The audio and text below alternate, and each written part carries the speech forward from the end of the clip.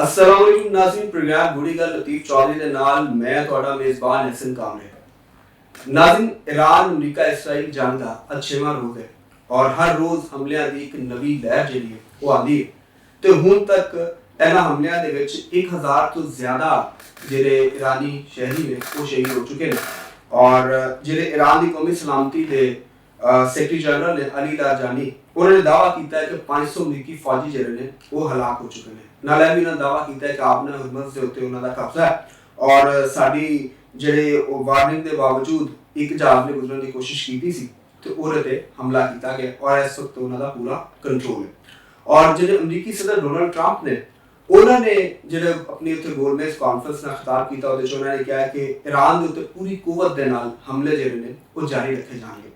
तो अज के प्रोग्राम इहदे उत्ते डिस्कस करांगे कि यह जिहड़ी जंग चल रही है ਇਹਦਾ ਕੈਨਵਸ ਜਿਹੜਾ ਵੱਧਦਾ ਜਾ ਰਿਹਾ ਕਿਉਂਕਿ ਹੁਣ ਤੱਕ ਈਰਾਨ ਨੇ ਜਿਹੜੇ ਹਮਲੇ ਕੀਤੇ ਨੇ ਉਹ 10 ਮੁਲਕ ਨੇ ਜਿਨ੍ਹਾਂ ਤੇ ਹਮਲੇ ਕੀਤੇ। ਇੱਕ ਤੇ ਇਸਰਾਈਲ ਤੇ ਨਾਲ ਤੇ ਉਹਦੀ ਬਰਾਹ ਰਾਸਤ ਜੰਗ ਹੈ।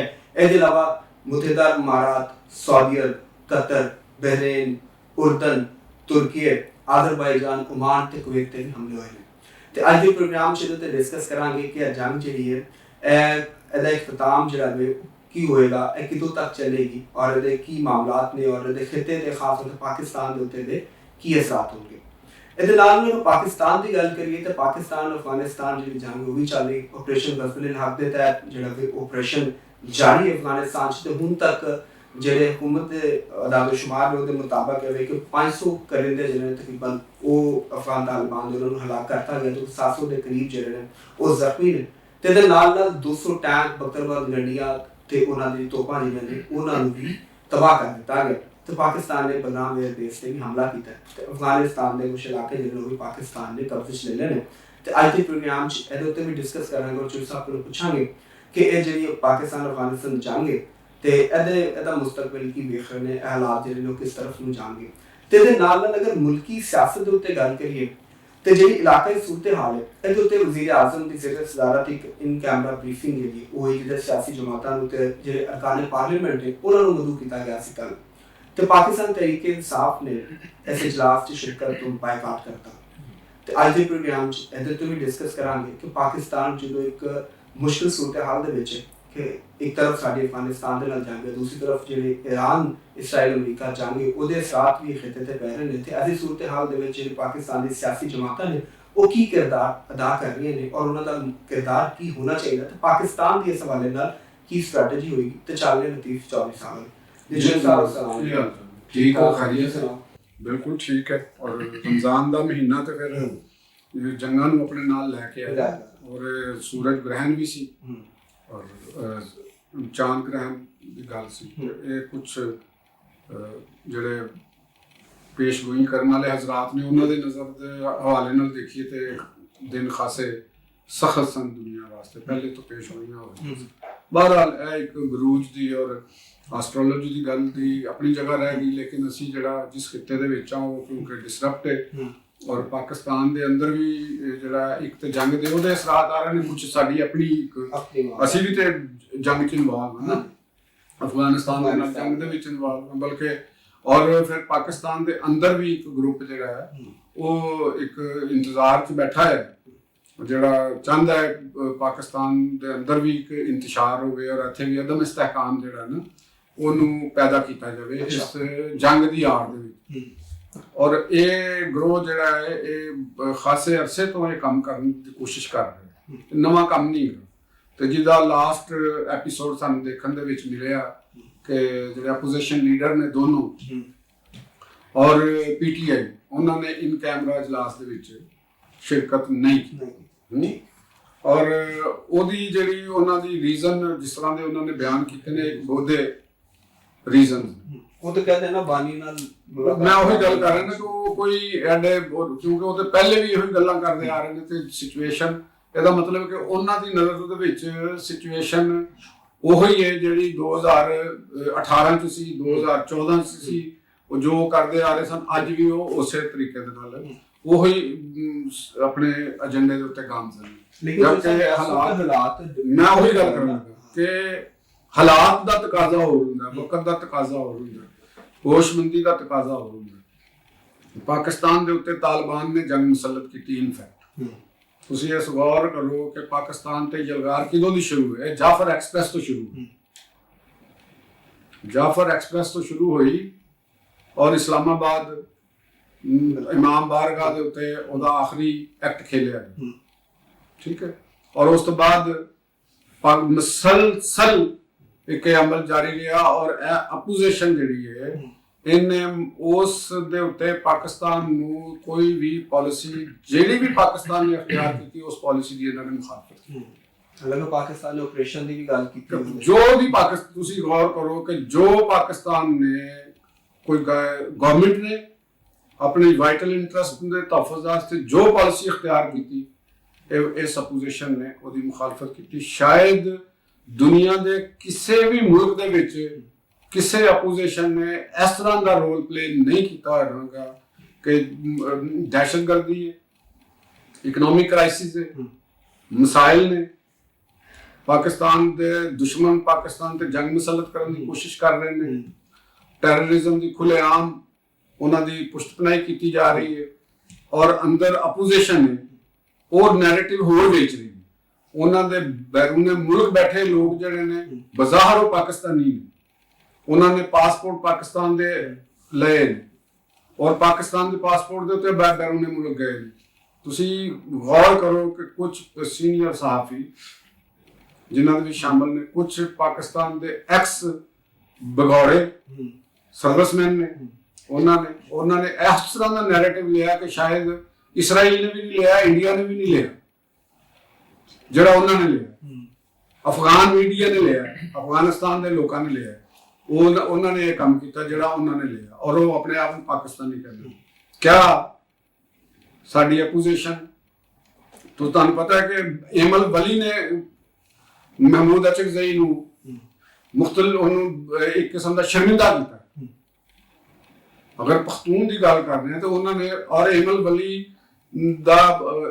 ਨੇ ਉਹਨਾਂ ਨੂੰ ਕੁਐਸਚਨ ਪੁੱਛੇ, ਮਹਿਮੂਦ ਅਚਕਜ਼ਈ ਬਾਹਰ ਆਏ, ਸਾਫੀਆਂ ਨੇ ਉਹਨਾਂ ਨੂੰ ਪੁੱਛਿਆ, ਉਹਨਾਂ ਦੇ ਸਾਥੀਆਂ ਨੇ, ਤੇ ਉਹਨਾਂ ਦੀ ਉਹ ਰਿਕਾਰਡਿਡ ਚੀਜ਼ ਹੈ ਕਿ ਜਿਹਦੇ ਵਿੱਚ ਕਹਾ ਕਿ ਉਹ ਯਾਰ ਇਹ ਪਤਾ ਨਹੀਂ ਉਲਟੇ ਮਿਲਟੇ सीधे सवाल करता है तो इसके ये यानी ਜਿਹੜਾ ਬੰਦਾ ਕੋਈ ਥੋੜੀ ਜਿਹੀ ਇਹਨਾਂ ਨੂੰ ਕੋਈ ਅਕਲ ਦੀ ਗੱਲ ਕਰੇ ਜਾਂ ਇਹਨਾਂ ਨੂੰ ਅਹਿਸਾਸ ਦਿਲਾਉਣ ਦੀ ਕੋਸ਼ਿਸ਼ ਕਰੇ ਉਹਨੂੰ ਕਹਿੰਦੇ ਨੇ ਇਹ ਗੱਲ, ਔਰ ਉਹ ਕਿਸੇ ਕਿਸਮ ਦੀ ਉਹਨਾਂ ਦੇ ਕੋਲ ਕੋਈ ਦਲੀਲ ਨਹੀਂ। ਹੁਣ ਇਹ ਜਿਹੜਾ ਇਸ ਮੌਕਾ ਹੈ, ਇਹਦੇ ਤੇ ਇੱਕ ਮੌਕਾ ਹੈ, ਪਾਕਿਸਤਾਨ ਦੀ ਲੜਾਈ ਲੜ ਰਹੇ, ਇਨ ਕੈਮਰਾ ਬਰੀਫਿੰਗ ਹੈ ਔਰ ਇਹਨਾਂ ਦਾ ਮੌਕਫ ਕੀ ਸੀ ਉਹ ਗੌਹਰ ਜਾਨ ਦਾ ਵੀ ਕਿ ਮੁਸ਼ਤਰਕਾ ਇਜਲਾਸ ਦੇ ਵਿੱਚ ਕੀਤੀ ਜਾਵੇਗਾ ਤਾਂ ਕਿ ਉੱਥੇ ਹੁੱਲੜਬਾਜ਼ੀ ਹੋਵੇ, ਉੱਥੇ ਨਾਰੇ ਵੱਜੇ ਜਾਣ ਔਰ ਉੱਥੇ ਚੀਜ਼ਾਂ ਨੂੰ ਦੱਸਿਆ ਜਾਵੇ। ਦੇਖੋ ਕੁਝ ਸੈਂਸਿਟਿਵ ਇਸ਼ੂਜ਼ ਹੁੰਦੇ ਨੇ, ਇਹ ਇੱਕ ਵਾਰ ਹੋ ਰਹੀ ਹੈ, ਵਾਰ ਲਾਈਕ ਸਿਚੁਏਸ਼ਨ ਹੋ ਰਹੀ ਹੈ। ਪਹਿਲੇ ਤੇ ਇੱਕ ਗਰੁੱਪ ਪਹਿਲੇ ਉਹਦੇ ਤੇ ਇਤਫਾਕ ਕਰੇਗਾ, ਉਹਨੂੰ ਸੰਗੀਨ ਖਤਰਾਤ ਤੋਂ ਆਗਾਹ ਕੀਤਾ ਜਾਏਗਾ, ਹਾਲਾਤ ਤੋਂ। ਉਸ ਤੋਂ ਬਾਅਦ ਫਿਰ ਅਗਰ ਜ਼ਰੂਰਤ ਹੋਈ, ਉਸ ਤੋਂ ਪਹਿਲੇ ਤੇ ਪ੍ਰੈਜ਼ੀਡੈਂਟ ਖਿਤਾਬ ਕਰ ਚੁੱਕੇ ਨੇ ਔਰ ਜਿਵੇਂ ਬਹੁਤ ਸਾਰੀ ਚੀਜ਼ਾਂ ਜਿਹੜੀਆਂ ਹੁੰਦੀਆਂ ਨੇ ਉਹ ਤਾਂ ਪਬਲਿਕ ਕੀਤੇ ਨਹੀਂ ਜਾਂਦੀਆਂ, ਨਹੀਂ ਕੀਤੀਆਂ ਜਾਂਦੀਆਂ। ਇਹਨਾਂ ਨੂੰ ਇਸ ਚੀਜ਼ ਦਾ ਅਹਿਸਾਸ ਹੋਣਾ, ਉਹੀ ਮੈਂ ਗੱਲ ਕਰ ਰਿਹਾ। ਤੇ ਤੁਹਾਨੂੰ ਵੈਸੇ ਇੱਕ ਸਵਾਲ ਲੱਗਦਾ ਕਿ ਇਹ ਜਿਹੜੀ ਪੀਟੀਆਈ ਦੀ ਸਟ੍ਰੈਟਜੀ ਹੈ ਇਹਦੇ ਨਾਲ ਕੀ ਬਾਨੀ ਦੀ ਰਿਹਾਈ ਮੁਮਕਿਨ ਹੋ ਸਕੇਗੀ? ਇਹ ਉਹਨਾਂ ਨੂੰ ਵੀ ਪਤਾ ਹੈ। ਦੇਖੋ ਜਿਹੜਾ ਵੀ ਬੰਦਾ ਹੈ ਇਸ ਵੇਲੇ ਪਾਕਿਸਤਾਨ ਦੇ ਵਿੱਚ ਸੈਂਸੀਬਲ ਆਦਮੀ ਹੈ, ਇਹ ਕੁਝ ਬੇਵਕੂਫ ਤਾਂ ਨਹੀਂ, ਅਸੈਂਬਲੀਆਂ 'ਚ ਬੈਠਦੇ ਆ ਰਹੇ, ਪਾਰਲੀਮਾਨੀ ਰਵਾਇਤ ਦਾ ਪਤਾ ਹੈ, ਬਿਲਕੁਲ ਕਾਨੂੰਨ ਨੂੰ ਜ਼ਵਾਬਤ ਦਾ ਪਤਾ ਹੈ, ਲੀਗਲ ਟੀਮਾਂ ਨਾਲ ਮੁਲਾਕਾਤਾਂ ਹੈ, ਗਰਾਊਂਡ ਰਿਐਲਿਟੀਜ਼ ਦਾ ਪਤਾ ਹੈ, ਸਾਰਾ ਚੀਜ਼ਾਂ ਦਾ ਇਹਨਾਂ ਨੂੰ ਪਤਾ ਹੈ ਕਿ ਇਸ ਤਰ੍ਹਾਂ ਕੋਈ ਪੋਸੀਬਿਲਿਟੀ ਹੈ। ਲੇਕਿਨ ਇੱਕ ਬਲੈਕਮੇਲਿੰਗ ਦੀ ਸਿਆਸਤ ਕਰਨ ਦੀ ਕੋਸ਼ਿਸ਼ ਕੀਤੀ ਗਈ ਔਰ ਪਾਕਿਸਤਾਨ ਨੂੰ ਇੱਕ ਇਸ ਤਰੀਕੇ ਦੇ ਨਾਲ ਉਹਨੂੰ ਇੱਕ ਉਹਦੀ ਲੱਤਾਂ ਖਿੱਚਣ ਦੀ ਕੋਸ਼ਿਸ਼ ਕੀਤੀ ਗਈ ਕਿ ਉਹ ਕਿਸੇ ਜਗ੍ਹਾ ਦੇ ਉੱਤੇ ਦੁਨੀਆ ਦੇ ਵਿੱਚ ਜਾਇਆ ਜਾਏ ਕਿ ਜਿਹੜੀ ਆ ਹੋ ਰਹੀ ਹੈ ਇਹਦੇ ਵਿੱਚ ਅਪੋਜੀਸ਼ਨ ਨਾਲ ਨਹੀਂ, ਯਾਨੀ ਅਪੋਜੀਸ਼ਨ ਨੇ ਇੱਕ ਤਰ੍ਹਾਂ ਦੀ ਆਪਣੀ ਜ਼ਿੰਮੇਵਾਰੀ ਤੋਂ ਰਾਹ ਫਰਾਰ ਅਖਤਿਆਰ ਕਰ ਲਿੱਤਾ। ਹੁਣ ਕੁਝ ਤੁਸੀਂ ਇਹ ਲੈਮ ਐਕਸਕਿਊਜ਼ਸ ਨੇ ਕਿ ਜੀ ਉਹ ਇੱਕ ਜਗ੍ਹਾ ਦੇ ਉੱਤੇ ਇਹ ਵੀ ਬਿਆਨੀਆਂ ਸੁਣਨ ਚ ਆਇਆ ਕਿ ਮਹਿਮੂਦ ਅਚਕਜ਼ਈ ਸਾਹਿਬ ਨੇ ਕਿਹਾ ਕਿ ਜੀ ਪੀਟੀਆਈ ਦਾ ਜਿਹੜਾ ਸੋਸ਼ਲ ਮੀਡੀਆ ਨਾ ਇਹਦੇ ਤੋਂ ਮੈਨੂੰ ਬੜਾ ਡਰ ਲੱਗਦਾ, ਤੇ ਜੇ ਤੁਹਾਨੂੰ ਇਹਦੇ ਤੋਂ ਡਰ ਲੱਗਦਾ ਭਾਈ ਸਾਹਿਬ ਤੇ ਤੁਸੀਂ ਫਿਰ ਨਾ ਲਵੋ। ਅਗਰ ਤੁਹਾਨੂੰ ਡਰ ਲੱਗਦਾ ਤੁਸੀਂ ਲੜਨਾ ਤੇ ਕੀ ਹੈ ਕਿਸੇ ਦੇ ਨਾਲ, ਮੌਕਾ ਤੇ ਕੀ ਤੁਸੀਂ ਕਰਦੇ, ਤੁਸੀਂ ਤਾਂ ਸੋਸ਼ਲ ਮੀਡੀਆ ਤੋਂ ਡਰਦੇ ਪਏ। ਅਗਰ ਤੁਸੀਂ ਇੰਨੇ ਹੀ ਡਰਪੋਕ ਹੋ ਕਿ ਫਿਰ ਤੁਸੀਂ ਕਹਿੰਦੇ ਹੋ ਕਿ ਅਫਗਾਨों ने और पख्तूनों ने कभी गुलामी देखी नहीं तो पाकिस्तान ने कभी आज़ादी नहीं देखी। ਪਾਕਿਸਤਾਨ ਦੇ ਲੋਕਾਂ ਨੇ ਕਦੇ ਆਜ਼ਾਦੀ ਨਹੀਂ ਦੇਖੀ, ਇਹਨਾਂ ਦੀਆਂ ਤਕਰੀਰਾਂ ਪਈਆਂ ਨੇ। ਪਾਕਿਸਤਾਨ ਤੋਂ ਦੱਸ ਰਿਹਾ ਕਿ ਅਸੀਂ ਆਜ਼ਾਦ ਖੁਦ ਮੁਖਤਾਰ ਤੇ ਜਿਹੜੀ ਆਜ਼ਾਦੀ ਦੀ ਗੱਲ ਕਰ ਰਹੇ ਨੇ, ਹਾਲਤ ਇਹ ਹੈ ਕਿ ਤੁਸੀਂ ਸੋਸ਼ਲ ਮੀਡੀਆ ਕੋਲੋਂ ਡਰਦੇ ਪਏ ਹੋ।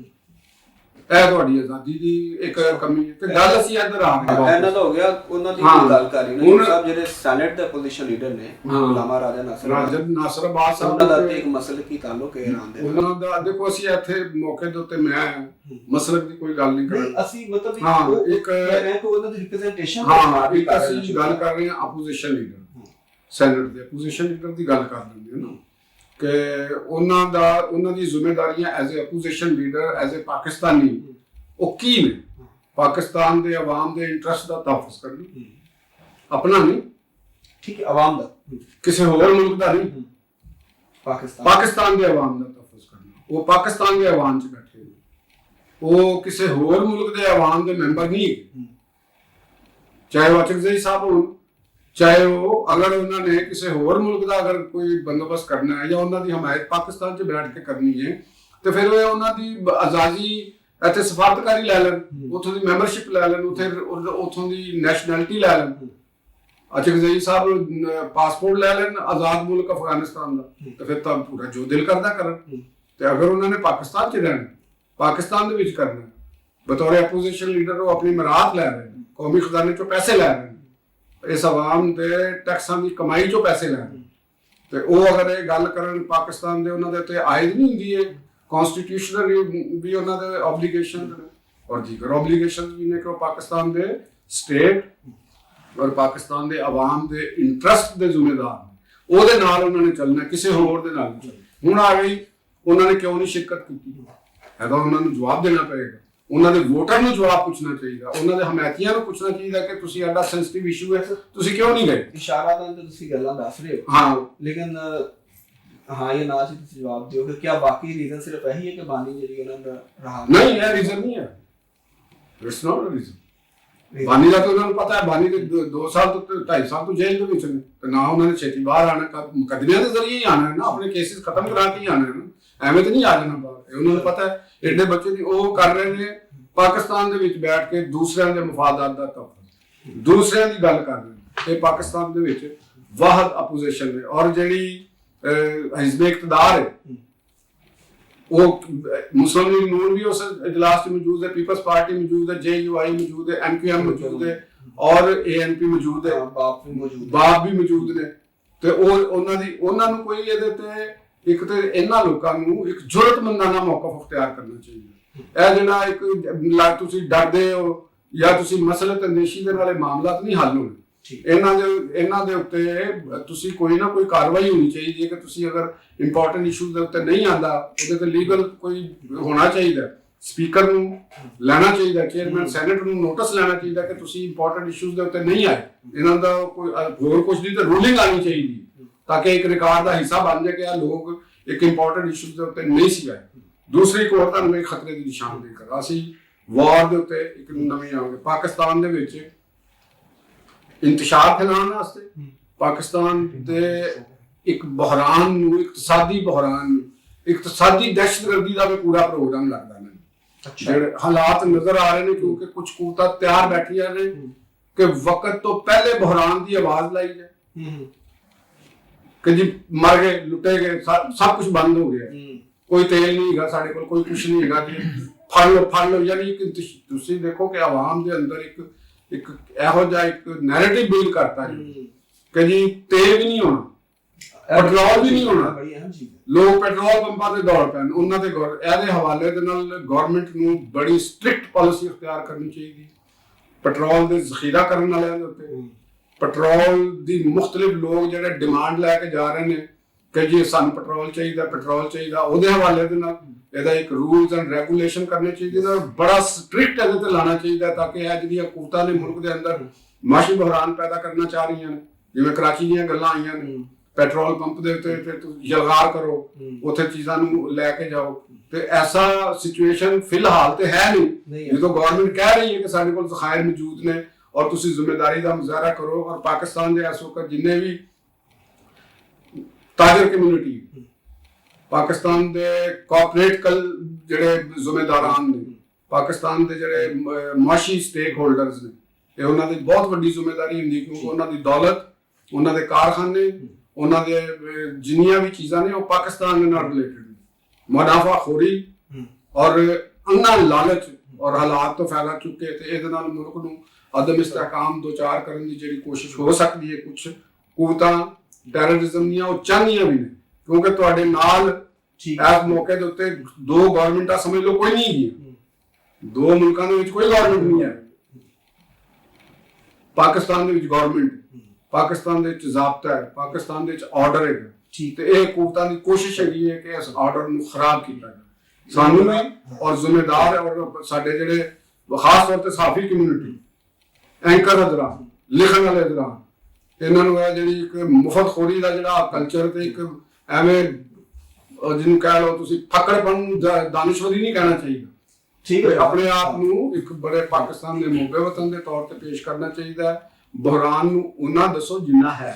ਠੀਕ ਹੈ, ਔਰ ਐਗਜ਼ੈਜਰੇਟ ਨਾ ਕਰੋ। ਅਹਿਮ ਪੁਆਇੰਟ ਹੈ ਔਰ ਯਕੀਨਨ ਤੁਹਾਡੀ ਆਵਾਜ਼ ਜਿਹੜੀ ਉਹ ਅਰਬਾਬ ਇਖਤਿਆਰ ਤੱਕ ਵੀ ਪਹੁੰਚ ਰਹੀ ਹੈ। ਅੱਛਾ, ਪਹੁੰਚ ਰਹੀ ਹੈ, ਬਿਲਕੁਲ ਪਹੁੰਚ ਰਹੀ ਹੈ। ਜੋ ਸਾਹਿਬ ਕਈ ਫੈਸਲੇ ਹੋਏ ਨੇ, ਮੈਂ ਤਾਂ ਨੋਟ ਕਰਨਾ ਜਿਹੜੀ ਉਸ ਤੂਤੀ ਦੀ ਆਵਾਜ਼ ਤੇ ਨਹੀਂ ਜਿਹੜੀ ਨਖਾਰਖਾਨੇ ਚ ਕੱਲੀ ਬੋਲਦੀ ਨਹੀਂ, ਤਾਂ ਤੁਹਾਡੇ ਤਜਾਵਜ਼ਾਂ ਕਲੀਅਰ ਨਹੀਂ ਹੋ ਗਈਆਂ। ਤਜਾਵਜ਼ਾਂ ਹੋਈਆਂ ਨੇ, ਕਿਉਂਕਿ ਕਹਿੰਦੇ ਜਾਂ ਇਹਦਾ ਮਤਲਬ ਇਹ ਹੈਗਾ ਕਿ ਸਾਡੀ ਆਵਾਜ਼ ਉਹ ਤੂਤੀ ਹੈ ਜਿਹਦਾ ਡੰਕਾ ਵੱਜਦਾ। ਬਹਰਹਾਲ ਨਾਜ਼ਰੀਨ, ਪ੍ਰੋਗਰਾਮ 'ਚ ਵਕਤ ਬ੍ਰੇਕ ਦਾ, ਬ੍ਰੇਕ ਤੋਂ ਬਾਅਦ ਜਦੋਂ ਵਾਪਸ ਆਵਾਂਗੇ ਤੇ ਇੱਥੋਂ ਹੀ ਆਪਣੀ ਗੱਲ ਦਾ ਆਗਾਜ਼ ਕਰਾਂਗੇ ਤੇ ਪਾਕਿਸਤਾਨ ਅਫਗਾਨਿਸਤਾਨ ਦੀ ਜੰਗ ਉਹਦੇ ਉੱਤੇ ਗੱਲ ਕਰਾਂਗੇ।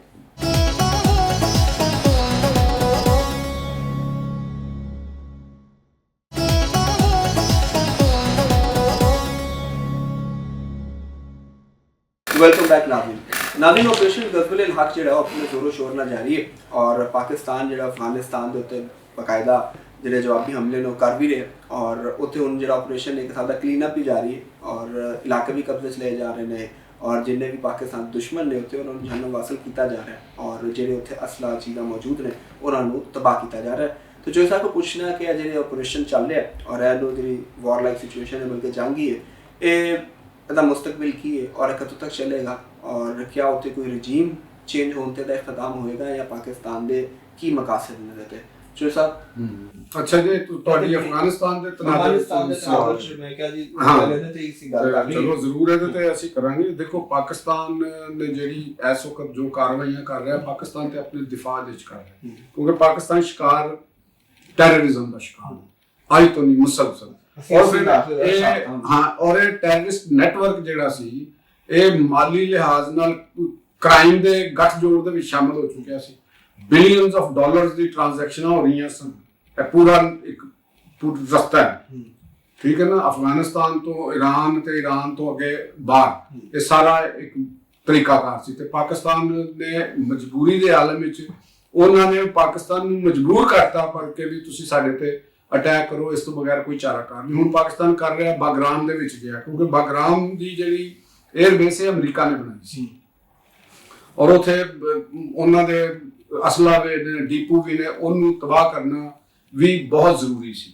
ਔਰ ਫਿਰ ਕੰਧਾਰ ਦੇ ਵਿੱਚ ਮੁੱਲਾ ਹੈਬਤੁੱਲਾ ਜਿਹੜੇ ਨੇ ਉਹ ਉੱਥੇ ਉਹ ਬੈਠੇ ਨੇ, ਉਹਨਾਂ ਦੇ ਕੀ ਅਜ਼ਾਇਮ ਨੇ, ਉਹ ਕਿਹਨਾਂ ਦੇ ਘੇਰੇ 'ਚ ਨੇ, ਕਿਉਂਕਿ ਉਹਨਾਂ ਦਾ ਤਾਂ ਕਿਸੇ ਨੂੰ ਕੋਈ ਪਤਾ ਨਹੀਂ। ਇੱਕ ਰਿਜਿਡ ਜਿਹੀ ਸ਼ਖਸੀਅਤ ਔਰ ਇੱਕ ਆਪਣੀ ਤਰਜ਼ ਦਾ ਜਿਹੜਾ, ਦੇਖੋ ਇੱਕ ਹੁੰਦਾ ਹੈ ਤੁਹਾਡਾ ਸਮਾਜੀ ਪਸਮੰਜ਼ਰ, ਤਾਂ ਉਹ ਕਿਸੇ ਬੈਰੂਨੇ ਮੁਲਕ ਦੀ ਕੋਈ ਹਾਈ ਫਾਈ ਐਜੂਕੇਸ਼ਨ ਨਹੀਂ, ਸਵਾਏ ਉਹਨਾਂ ਦੇ ਇੱਕ ਮਖਸੂਸ ਕਿਸਮ ਦੀ ਨਜ਼ਰੀਆਤ ਦੇ, ਉਹਨਾਂ ਦਾ ਜਿਹੜਾ ਮਜ਼ਹਬੀ ਓਰੀਐਂਟੇਸ਼ਨ ਵੀ ਉਹ ਵੀ ਇੱਕ ਖਾਸ ਕਿਸਮ ਦੇ ਮਾਈਂਡ ਸੈਟ, ਫਿਰ ਉਹ ਕਬਾਇਲੀ ਸੈਟਅਪ ਨੂੰ ਮਿਲਾ ਕੇ ਤੇ ਉਹਨਾਂ ਨੇ ਇੱਕ ਆਪਣਾ ਸਟੇਟ, ਉਹ ਇਹਨਾਂ ਚੀਜ਼ਾਂ ਨੂੰ ਹੈਂਡਲ ਨਹੀਂ ਕਰ ਸਕਦੇ। ਉਹ ਹੁਕਮਰਾਨੀ ਦੇ ਮੈਂ ਅੱਗੇ ਵੀ ਗੱਲ ਕਰ ਰਿਹਾ ਔਰ ਰਮੂਜ਼ ਦੇ ਨਾਲ ਉਹ ਆਸ਼ਨਾ ਨਹੀਂ ਹੋ ਗਏ। ਉਹਨਾਂ ਦੇ ਹੱਥਾਂ 'ਚ ਇਕਤਦਾਰ ਦਾ ਆਉਣਾ ਇੰਤਹਾਈ ਅਲਮਨਾਕ ਸੂਰਤ ਹੈ। ਪਾਕਿਸਤਾਨ ਨੂੰ ਕੋਸ਼ਿਸ਼ ਤੇ ਜ਼ਰੂਰ ਕਰਨੀ ਚਾਹੀਦੀ ਹੈ ਕਿ ਜਿਹੜੇ ਉੱਥੇ ਨਿਜ਼ਾਮਤੀ ਗਰੁੱਪ ਨੇ, ਖਾਸ ਤੌਰ ਤੇ ਸ਼ਮਾਲ ਦੇ ਵਿੱਚ, ਉੱਥੇ ਵੀ ਰੈਜ਼ਿਸਟੈਂਸ ਉਹਨਾਂ ਦੀ ਹੋ ਰਹੀ ਹੈ ਔਰ ਪਾਕਿਸਤਾਨ ਨੂੰ ਆਪਣਾ ਵਾਖਾਨ ਦੇ ਨਾਲ ਜਿਹੜਾ ਇੱਕ ਮੇਰਾ ਖਿਆਲ ਹੈ ਕਿ ਬਿਹਤਰੀਨ ਮੌਕਾ ਹੈ ਕਿ ਅਗਰ ਪਾਕਿਸਤਾਨ ਵਾਖਾਨ ਦੇ ਉੱਤੇ ਜਿਹੜਾ ਨਾ ਉਹਨੂੰ ਆਪਣੇ ਕੰਟਰੋਲ ਦੇ ਵਿੱਚ ਲੈ ਲਵੇ, ਉੱਥੇ ਕੰਟਰੋਲ 'ਚ ਲੈ ਕੇ ਤਾਂ ਕਿ ਸੈਂਟਰਲ ਏਸ਼ੀਆ ਦੀ ਸਟੇਟ ਤਾਜਿਕਿਸਤਾਨ ਨਾਲ ਪਾਕਿਸਤਾਨ ਦਾ ਡਾਇਰੈਕਟ ਇੱਕ ਰਾਬਤਾ ਹੋ ਜਾਏ ਤੇ ਅਸੀਂ ਉੱਥੇ ਆਪਣੀ ਗੈਸ ਜਾਂ ਇਹੋ ਜਿਹੀਆਂ ਚੀਜ਼ਾਂ ਜਿਹੜੀਆਂ ਨੇ ਨਾ ਸਾਡਾ ਇੱਕ ਉੱਥੋਂ ਆਉਣਾ ਸ਼ੁਰੂ ਹੋ ਜਾਏ। ਕਿਉਂਕਿ ਅਗਰ ਗੈਸ ਸਾਨੂੰ ਕਤਰ ਵੱਲੋਂ ਨਹੀਂ ਆ ਰਹੀ ਜਾਂ ਕਿਸੇ ਹੋਰ ਵੱਲੋਂ ਨਹੀਂ ਆ ਰਹੀ ਤੇ ਅਸੀਂ ਕਮ ਸੇ ਕਮ ਤਾਜਿਕਿਸਤਾਨ ਵੱਲੋਂ ਤੇ ਇਹਨਾਂ ਚੀਜ਼ਾਂ ਤੋਂ ਅਸੀਂ ਸਾਡਾ ਇੱਕ ਰੂਟ ਜਿਹੜਾ ਹੈ ਨਾ ਉਹ ਲੈਂਡ ਰੂਟ ਸੇਫ ਹੋਵੇ ਔਰ ਉੱਥੇ ਅਸੀਂ ਬਣਾਏ ਗੋ ਫੌਰੀ ਤੌਰ ਤੇ ਨਹੀਂ ਹੋ ਸਕਦਾ, ਲੇਕਿਨ ਸੁਣਨ ਦੇ ਵਿੱਚ ਆਇਆ ਕਿ ਉੱਥੇ ਕੁਝ ਰਾਸਤੇ ਵੀ ਚੀਨ ਦੇ ਤਾਮਨ ਦੇ ਨਾਲ ਬਣਾਏ ਗਏ ਨੇ ਜਿਨ੍ਹਾਂ ਨਾਲ ਪੋਸੀਬਲ ਹੋ ਸਕਦਾ। ਬਿਲਕੁਲ ਬਿਲਕੁਲ ਸੀਪੈਕ ਜਿਹੜਾ ਦੀ ਐਕਸਟੈਂਸ਼ਨ ਹੋ ਜਾਏਗੀ ਤੇ ਉੱਥੋਂ ਸਾਨੂੰ ਸਾਡਾ ਇੱਕ ਤਵਾਨਾਈ ਦਾ, ਕਿਉਂਕਿ ਪਾਕਿਸਤਾਨ ਨੂੰ ਇਸ ਵੇਲੇ ਜ਼ਿਆਦਾ ਜ਼ਰੂਰਤ ਤਵਾਨਾਈ ਦੀ, ਤੇ ਅਫਗਾਨ ਤਾਲਿਬਾਨ ਦੀ ਜਿਹੜੀ ਰਜੀਮ ਹੈ ਉਹ ਅਫਗਾਨਿਸਤਾਨ ਦੇ ਵਸਾਇਲ ਨੂੰ, ਜਿਹੜੀ ਮੈਂ ਅੱਗੇ ਵੀ ਗੱਲ ਕੀਤੀ ਹੈ ਕਿ ਉਹ ਜਿਵੇਂ ਚੋਰਾਂ ਦਾ ਮਾਲ ਤੇ ਡਾਂਗਾਂ ਦੇ ਗਜ਼ ਅਸੀਂ ਕਹਿੰਦੇ ਹਾਂ ਨਾ, ਉਸ ਤਰੀਕੇ ਦੇ ਨਾਲ ਉਹ ਉੱਥੇ ਵੇਚੇ ਜਾ ਰਹੇ ਨੇ। ਦੁਨੀਆ ਦੇ ਜਿੰਨੇ ਉੱਥੇ ਲੁਟੇਰੇ ਨੇ ਉਹ ਉੱਥੋਂ ਦੀ ਮਿਨਰਲਸ ਨੂੰ ਔਨੇ ਪੌਣੇ ਵੇਚ ਰਹੇ ਨੇ। ਉਹ ਅਫਗਾਨਿਸਤਾਨ ਦੀ ਆਵਾਮ ਦੀ ਮਲਕੀਅਤ ਹੈ ਔਰ ਉਹ ਪੈਸਾ ਜਿਹੜਾ ਨਾ ਉਹ ਅਸਲੇ ਦੇ ਉੱਤੇ ਲਾ ਰਹੇ ਨੇ, ਡਰੱਗਸ ਦੇ ਉੱਤੇ ਟ੍ਰੇਡ ਕਰ ਰਹੇ ਨੇ, ਉਹਦਾ ਪੈਸਾ ਅਸਲੇ ਦੇ ਉੱਤੇ ਲਾ ਰਹੇ ਨੇ। ਉੱਥੇ ਰਜੀਮ ਚੇਂਜ ਤੇ ਬਹੁਤ ਜ਼ਰੂਰੀ ਹੈ ਔਰ ਤਾਂ ਕਿ ਇੱਕ ਆਰਗੇਨਾਈਜ਼ਡ ਕਿਸਮ ਦੀ ਜਿਹੜੀ ਉੱਥੇ ਗਵਰਨਮੈਂਟ ਆ ਜਾਵੇ ਜਿਹੜੀ ਤਾਲਿਬਾਨ ਦੇ ਗਰੋਹਾਂ ਦੇ ਨਾਲ ਲੜਨ ਦੇ ਕਾਬਿਲ ਵੀ ਹੋਵੇ, ਤਾਂ ਕਿ ਉਹਨਾਂ ਦਾ ਉੱਤੇ ਇੱਕ ਤੇ ਪਾਕਿਸਤਾਨ ਦੀ ਇੰਗੇਜਮੈਂਟ ਘੱਟ ਹੋਵੇ ਤੇ ਔਰ ਪਾਕਿਸਤਾਨ ਦੀ ਤਵਾਨਾਈ ਦਾ ਰੂਟ ਜਿਹੜਾ ਹੈ ਨਾ ਇਹ ਵੀ ਬਹਾਲ ਹੋਵੇ, ਤਾਂ ਕਿ ਪਾਕਿਸਤਾਨ ਦੀ ਮੈਸ਼ਤ ਇਸਤਹਿਕਾਮ ਦੇ ਵਿੱਚ ਉਹ ਰਵੇ। ਯਕੀਨਨ ਪਾਕਿਸਤਾਨ ਦੇ ਪਾਲਿਸੀ ਸਾਜ਼ਾਨ ਦੀ ਨਜ਼ਰ ਹੋਏਗੀ, ਐਵੇਂ ਤਾਂ ਨਹੀਂ ਨਾ ਪਾਕਿਸਤਾਨ ਨੇ ਵੀ ਇਹਦੇ ਤੇ ਅਟੈਕ ਕੀਤਾ, ਉਹਦੀ ਵੀ ਕੁਛ ਨਾ ਕੁਛ ਤੇ ਵਜੂਹਾਤ ਹੋਣੀ ਚਾਹੀਦੀ। ਨਜ਼ਰ ਆ ਰਿਹਾ ਬਿਲਕੁਲ ਹੈ ਔਰ ਹੋਣਾ ਚਾਹੀਦਾ। ਪਾਕਿਸਤਾਨ ਜਿਸ ਤਰੀਕੇ ਦੇ ਨਾਲ ਐਡਵਾਂਸ ਕਰ ਰਿਹਾ ਹੈ ਔਰ ਉਹਨਾਂ ਦੀ ਜਿਹੜੀ ਰੈਜ਼ਿਸਟੈਂਸ ਹੈ, ਕਿਉਂਕਿ ਉਹ ਬਕਾਇਦਾ ਫੌਜ ਤੇ ਹੈ ਹੀ ਨਹੀਂ, ਤੇ ਉਹ ਇਸ ਵਕਤ ਇੱਕ ਪੂਰੇ ਏਰੀਆ ਦੇ ਵਿੱਚੋਂ ਫੈਲ ਕੇ ਇੱਕ ਸਕੈਟਰਡ ਕਾਰਵਾਈਆਂ ਕਰਨ। ਅਮਰੀਕਾ ਤੇ ਲੀਏ ਤੇ ਅਫਗਾਨ ਨੈਸ਼ਨਲ ਆਰਮੀ ਬਣਾਈ ਗਈ ਸੀ ਤੇ ਉਹ ਕੋਈ ਨਹੀਂ, ਅਫਗਾਨ ਨੈਸ਼ਨਲ ਆਰਮੀ ਤੇ ਸਰੈਂਡਰ ਹੋ ਗਈ ਸੀ ਨਾ ਉਹਨਾਂ ਦੀ। ਇਹ ਜਿਹੜੇ ਆਜ਼ਾਦ ਮੁਲਕ ਤੇ ਆਜ਼ਾਦ ਕੌਮ ਦੀ ਤੁਹਾਡੇ ਸਾਹਮਣੇ ਹਿਸਟਰੀ ਵੀ ਆ ਗਈ ਕਿ ਉਹ ਲੜਨ ਤੋਂ ਬਗੈਰ ਹੀ ਸਰੈਂਡਰ ਹੋ ਗਏ। ਉਹਨਾਂ ਦੇ ਉੱਤੇ ਬਿਲੀਅਨਸ ਆਫ ਡਾਲਰ ਉਹਨਾਂ ਦੀ ਟ੍ਰੇਨਿੰਗ ਦੇ ਉੱਤੇ, ਅਸਲੇ ਦੇ ਉੱਤੇ ਅਮਰੀਕਾ ਨੇ ਲਾਏ ਸਨ, ਟ੍ਰੇਨਿੰਗ ਵੀ ਲੈ ਲਈ। ਜਦੋਂ ਲੜਨ ਦੀ ਵਾਰੀ ਆਈ ਤੇ ਉਹਨਾਂ ਨੇ ਕਿਹਾ ਜੀ ਨਹੀਂ ਇਹ ਸਾਡਾ ਕੰਮ ਨਹੀਂ ਹੈ, ਇਹ ਤਾਂ ਕਿਸੇ और का काम है, हमारा काम लड़ना नहीं। ठीक है, ਉਹਨਾਂ ਨੇ ਉਹ ਅੱਧੇ ਘਰਾਂ 'ਚ ਬਹਿ ਗਏ ਔਰ ਕੁਝ ਜਿਹੜਾ ਉਹ ਉਹਨਾਂ ਦੇ ਨਾਲ ਲੱਗੇ ਅਸਲਾ ਵੇਚਣ ਲੱਗ ਪਏ। ਕਦੇ ਕੱਚੇ ਦੇ ਡਾਕੂਆਂ ਨੂੰ ਵੇਚ ਦਿੱਤਾ, ਕਿਸੇ ਦੁਨੀਆ ਦੇ ਵਿੱਚ ਜਿਹੜੇ ਲੜਾਕਾ ਗਰੁੱਪ ਨੇ ਵੀ ਉਹਨਾਂ ਨੂੰ ਵੇਚ ਦਿੱਤਾ। ਅੱਛਾ, ਸੇ ਕੱਚੇ ਦੇ ਡਾਕੂ ਜਿਹੜੇ ਇਹਨਾਂ ਦਾ ਤੇ ਬੜਾ ਸਫਾਇਆ ਤੇ ਪੰਜਾਬ 'ਚ ਤੇ ਹੋ ਰਿਹਾ, ਇਹਨਾਂ ਦਾ ਤੇ ਆਪਣਾ ਬੜਾ ਜ਼ਰੂਰੀ ਸੀ। ਸੇਫ ਸਿਟੀ ਅਥਾਰਟੀ ਜਿਹੜੀ ਨਾ ਜਿਵੇਂ ਲਾਹੌਰ 'ਚ ਜਿਹੜੇ ਕੱਚੇ ਉਹ ਹੋਣਾ ਵੀ ਚਾਹੀਦਾ, ਉਹ ਕੱਚੇ ਨੂੰ ਪੱਕਾ ਕਰ ਦੇਣਾ ਚਾਹੀਦਾ। ਤੇ ਜਿੰਨੇ ਵੀ ਇਹ ਲੰਗੜੇ ਲੂਲੇ ਡਾਕੂ ਨੇ ਨਾ ਉਹ ਜਿਹੜੇ ਖੁੱਲੀਆਂ ਸਲਵਾਰਾਂ ਨਹੀਂ ਪਾਈਆਂ ਹੁੰਦੀਆਂ 10-10 ਗਜ਼ ਦੀ, ਦੌੜ ਸਕਦੇ ਨਹੀਂ ਹੈਗੇ, ਉੱਥੇ ਡਿੱਗ ਪੈਂਦੇ ਨੇ। ਤੇ ਅਸਲਾ ਇਹਨਾਂ ਦੇ ਕੋਲ ਥਰਮਲ ਗੰਨਾਂ ਜਿਸਲੇ ਆਈਆਂ ਤੇ ਇਹਨਾਂ ਨੇ ਅਗਵਾ ਬਰਾਏ ਤਵਾਨ ਤੇ ਉਹਨਾਂ ਨਾਲ ਮਿਲ ਕੇ ਇਹ ਤੁਹਾਨੂੰ ਲੱਗਦਾ ਸਾਰਾ ਉੱਥੇ ਅਸਲਾ ਆਇਆ। ਬਿਲਕੁਲ ਜਦੀਦ ਅਸਲਾ ਤੇ ਉੱਥੋਂ ਹੀ ਆਇਆ ਨਾ। ਪਾਕਿਸਤਾਨ 'ਚ ਵੀ ਬਲੈਕ ਮਾਰਕੀਟਿੰਗ ਦੇ ਵੀ ਤੁਹਾਨੂੰ ਮਿਲਦਾ, ਲੇਕਿਨ ਜਦੀਦ ਅਸਲਾ, ਨਾਈਟ ਵਿਜ਼ਨ, ਗੂਗਲਸ, ਇਹ ਉੱਥੋਂ ਇਹਨਾਂ ਨੇ। ਤਾਲਿਬਾਨ ਨੂੰ ਤੇ ਅਸਲਾ ਚਾਹੀਦਾ, ਉਹਨਾਂ ਨੂੰ ਕੀ, ਉਹਨਾਂ ਨੂੰ ਤਾਂ ਪੈਸਾ ਚਾਹੀਦਾ ਨਾ। ਜਿੱਧਰੋਂ ਮਰਜ਼ੀ ਆ ਗਿਆ ਉਹਨਾਂ ਗਨ ਵੀ ਆਪਣੀ ਵੇਚ ਦਿੰਦਾ, ਕਹਿੰਦਾ ਯਾਰ ਤੂੰ ਲੈ ਜਾ ਮੈਨੂੰ ਪੈਸਾ ਦੇ। ਉਹਨਾਂ ਨੇ ਕੋਈ ਖਰੀਦੀ ਆਪ ਕੋਈ ਉਹਨਾਂ ਦਾ ਕੋਈ ਉਹ ਚੀਜ਼ ਨਹੀਂ ਹੈ। ਤੇ ਪਾਕਿਸਤਾਨ ਨੂੰ ਮੇਰਾ ਖਿਆਲ ਹੈ ਕਿ ਇਹਨੂੰ ਜ਼ਿਆਦਾ ਤਵੀਲ ਵੀ ਨਹੀਂ ਕਰਨਾ ਚਾਹੀਦਾ ਔਰ ਜਿਹੜੇ ਸ਼ਮਾਲੀ ਇਤਿਹਾਦ ਦੇ ਲੋਕ ਨੇ ਉਹਨਾਂ ਨਾਲ ਕੋਈ ਅਰੇਂਜਮੈਂਟ ਕਰਨਾ ਚਾਹੀਦਾ। ਔਰ ਇਹ ਜਿਹੜਾ ਮੈਂ ਅੱਗੇ ਵੀ ਕਿਹਾ ਕਿ ਬਰਡਨ ਪਾਕਿਸਤਾਨ ਨੂੰ ਤਾਲਿਬਾਨ ਵਾਲਾ ਹਮੇਸ਼ਾ ਵਾਸਤੇ ਇਹਨੂੰ ਉਤਾਰ ਦੇਣਾ ਚਾਹੀਦਾ ਔਰ ਜਿਹੜਾ ਤਾਲਿਬਾਨ ਦਾ ਸਪੋਰਟਿਵ ਮਾਈਂਡਸੈਟ ਹੈ ਪਾਕਿਸਤਾਨ ਦੇ ਅੰਦਰ, ਉਹਦਾ ਵੀ ਬੋਝ ਉਤਾਰ ਦੇਣਾ ਚਾਹੀਦਾ। ਉਹਨਾਂ ਦਾ ਵੀ ਜਿਹੜਾ ਨਾ ਉਹਨਾਂ ਦਾ ਇਹਤਸਾਬ ਬਿਲਕੁਲ ਕਰਨਾ ਚਾਹੀਦਾ। ਕਾਨੂੰਨ ਉਹਨਾਂ ਵਾਸਤੇ ਨਵੀਂ ਕਾਨੂੰਨ ਸਾਜ਼ੀ ਹੋਣੀ ਚਾਹੀਦੀ ਹੈ ਤਾਂ ਕਿ ਪਾਕਿਸਤਾਨ ਨੂੰ ਇੱਕ ਮਾਡਰਨ ਸਟੇਟ ਦੇ ਤੌਰ ਤੇ ਲਿਆਂਦਾ ਜਾਵੇ, ਕਿਉਂਕਿ ਅਸੀਂ ਦੁਨੀਆ ਦੇ ਵਿੱਚ ਅਗਰ ਕੰਪੀਟ ਕਰਨਾ ਹੈ, ਸਾਡੇ ਸਾਹਮਣੇ ਈਰਾਨ ਦੀ ਮਿਸਾਲ ਹੈ। ਈਰਾਨ ਕੰਪੀਟ ਕਰਨ ਦੇ ਕਾਬਿਲ ਨਹੀਂ ਰਿਹਾ ਸੀ, ਉਹ ਇੰਟਰਨੈਸ਼ਨਲ ਕਮਿਊਨਿਟੀ ਦੇ ਨਾਲ ਉਹਨਾਂ ਦੇ ਤਾਲੁਕਾਤ ਤੁਹਾਡੇ ਸਾਹਮਣੇ ਨੇ। ਤੇ ਉਹ ਕਹਿਣਾ ਕਿ ਰਿਜਿਡ ਸਿਸਟਮ ਉੱਥੇ ਬਣ ਗਿਆ ਕਿ ਉਹਦੇ 'ਚ ਤਬਦੀਲੀ ਦੀ ਗੁੰਜਾਇਸ਼ ਖਤਮ ਹੋ ਗਈ। ਜਾਂ ਉਹਨੇ ਟੁੱਟਣਾ ਸੀ ਆਪਣੇ ਆਪ ਜਾਂ ਉਹਨੂੰ ਕਿਸੇ ਨੇ ਤੋੜਨਾ ਸੀ। ਉਹ ਕਿਉਂਕਿ ਆਪਣੇ ਅੰਦਰ ਉਹ ਖੁਦ ਤੋਂ ਕੋਈ ਤਬਦੀਲੀ ਨਹੀਂ ਸੀ ਲਿਆ ਸਕਦਾ, ਉਹਦੇ ਅੰਦਰ ਫਲੈਕਸੀਬਿਲਿਟੀ ਮੁੱਕ ਚੁੱਕੀ ਸੀ।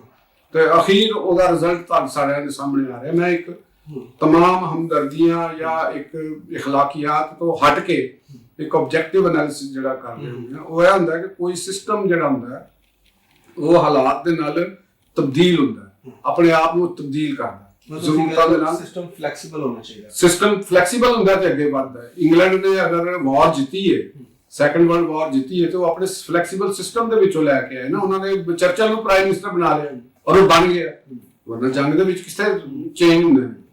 ਤੇ ਉਹਦੇ ਮੁਕਾਬਲੇ 'ਚ ਹਿਟਲਰ ਦਾ ਉਹ ਸਿਸਟਮ ਨਹੀਂ ਸੀ ਚੇਂਜ ਹੋ ਸਕਦਾ, ਮਿਸੋਲਿਨੀ ਦਾ ਸਿਸਟਮ ਨਹੀਂ ਸੀ ਚੇਂਜ ਹੋ ਸਕਦਾ, ਜਾਪਾਨ ਦੇ ਵਿੱਚ ਸਿਸਟਮ ਨਹੀਂ ਸੀ ਚੇਂਜ ਹੋ ਸਕਦਾ। ਉਹ ਜੰਗ ਦੇ ਵਿੱਚ ਹੈਵੀ ਹੋਣ ਦੇ ਬਾਵਜੂਦ ਬਿਲਾਖਰ ਮਾਤ ਖਾ ਗਏ। ਵਜ੍ਹਾ ਇਸ ਵਾਸਤੇ ਖਾ ਗਏ ਕਿ ਉਹਨਾਂ ਦੇ ਸਪੋਰਟ, ਉਹਨਾਂ ਦੇ ਦੋਸਤਾਂ ਦੀ ਤਾਦਾਦ ਘੱਟ ਸੀ। ਸਹੀ ਉਹਨਾਂ ਦੇ ਅੰਦਰ ਮੁਖਾਲਫਤਾਂ ਬਹੁਤ ਜ਼ਿਆਦਾ ਸੀ ਉਹਨਾਂ ਦੇ ਸਿਸਟਮ ਦੀ ਵਜ੍ਹਾ ਨਾਲ। ਸਿਸਟਮ ਕੋਈ ਹੋਰ ਬੰਦਾ ਆਂਦਾ ਤੇ ਸ਼ਾਇਦ ਉਹ ਹਿਟਲਰ ਦੀ ਜਗ੍ਹਾ ਤੇ ਉਸ ਵਕਤ ਤਬਦੀਲ ਆ ਕੇ ਹੋਰ ਆਂਦਾ ਤੇ ਸ਼ਾਇਦ ਸਰੰਦਰ ਤੋਂ ਬਚ ਜਾਂਦੇ ਔਰ ਮਾਮਲਾ ਜੰਗਬੰਦੀ ਤੇ ਖਤਮ ਹੋ ਜਾਂਦਾ। ਠੀਕ ਉਹ ਨਹੀਂ ਹੋ ਸਕਦਾ। ईरान ਦੇ ਵਾਲੇ ਨੇ ਇੱਕ ਹੋਰ ਚੀਜ਼ ਇਹ ਵੀ ਹੈ ਕਿ ਸਾਡਾ ਬਲੋਚਿਸਤਾਨ ਵੀ ਤੇ ਡਿਸਟਰਬ ਹੈ ਨਾ। ਹਾਂ ਔਰ ਹੁਣ ਅਗਰ ਈਰਾਨ ਦੇ ਵਿੱਚ ਐਸੀ ਸਿਚੁਏਸ਼ਨ ਹੁੰਦੀ ਹੈ ਜਿਹੜੀ ਕਿ ਮੁਸ਼ਕਿਲ ਸਿਚੁਏਸ਼ਨ ਉੱਥੇ ਬਣੀ ਹੋਈ ਹੈ ਤੇ ਉਹਦੇ ਅਸਰਾਤ ਨੂੰ ਖਾਸ ਬਲੋਚਿਸਤਾਨ ਦੇ ਵਾਲੇ ਨਾਲ ਵੀ ਪਾਕਿਸਤਾਨ ਤੇ ਹੋ ਸਕਦੇ ਨੇ ਉੱਥੇ ਜਿਹੜੀਆਂ ਤਹਿਰੀਕਾਂ ਜਾਂ ਕਿਉਂਕਿ ਅਨਰੈਸਟ ਇੱਕ ਹੈ ਨਾ ਉਸ ਸਾਈਡ ਤੇ। ਦੇਖੋ ਬਲੋਚਿਸਤਾਨ ਦੇ ਵਿੱਚ ਜਿਹੜੀਆਂ ਮੇਨ ਤਹਿਰੀਕਾਂ ਸਨ ਨਾ ਉਹ ਤੇ ਉਹਨਾਂ ਨੂੰ ਸਟੇਸ਼ਨ ਜਿੱਥੇ ਜਾ ਕੇ ਹੁੰਦੇ ਸਨ ਜਿੱਥੇ ਤਰਬੀਅਤ ਜਾ ਕੇ ਹੁੰਦੀ ਸੀ ਅਸੀਂ ਤੇ ਉਹਨੂੰ ਦੇਖਣਾ ਉਹ ਅਫਗਾਨਿਸਤਾਨ ਸੀ ਉੱਥੋਂ ਹੀ ਆਉਂਦੇ ਸਨ। ਅਫਗਾਨਿਸਤਾਨ ਤੋਂ ਪਾਕਿਸਤਾਨ ਵਿੱਚ ਦਾਖਲ ਹੁੰਦੇ ਸਨ। ਗੋ ਪਾਕਿਸਤਾਨ ਨੇ ਮਿਜ਼ਲ ਅਟੈਕ ਕੀਤੇ ਸਨ ਈਰਾਨ ਦੇ ਉੱਤੇ ਤੇ ਉੱਥੇ ਵੀ ਕੁਝ ਬੰਦੇ ਜਿਹੜੇ ਨੇ ਉਹ ਮਾਰੇ ਗਏ ਸਨ ਤੇ ਉੱਥੇ ਉਹ ਸਟੇਸ਼ਨ ਸਨ। ਲੇਕਿਨ ਪਾਕਿਸਤਾਨ ਦੀ ਸਰਹੱਦ ਨਾਲ ਜਿਹੜਾ ਈਰਾਨ ਦਾ ਸਿਸਤਾਨ ਬਲੋਚਿਸਤਾਨ ਦਾ ਸੂਬਾ ਹੈਗਾ ਉਹ ਇੱਕ ਤੇ ਬੜਾ ਵੱਡਾ ਹੈ ਔਰ ਬੇਆਬਾਦ ਜ਼ਿਆਦਾ ਔਰ ਦੂਸਰਾ ਤਰੱਕੀ ਯਾਫਤਾ ਘੱਟ ਹੈ।